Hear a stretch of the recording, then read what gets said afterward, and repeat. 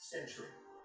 Even with modern machinery, removing this much material with such mathematical accuracy would take years of intensive labor. The temple stands as a silent witness to a technology we no longer possess.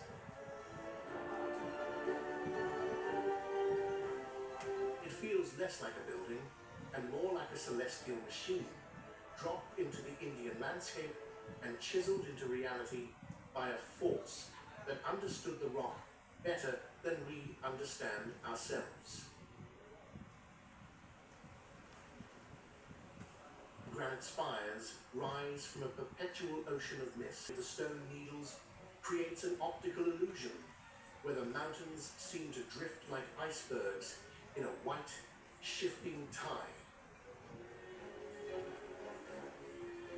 Among these heights, ancient pine trees cling to the bare rock. Their roots have spent centuries searching for life in the cracks of granite, twisting into shapes that mirror the winds of the high altitude.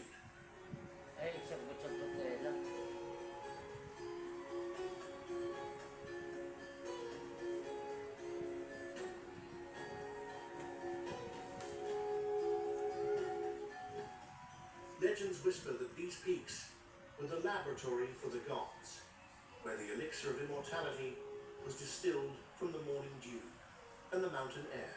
The sheer cliffs drop hundreds of meters into a void of white. When the sun hits the clouds at a specific angle, a halo of light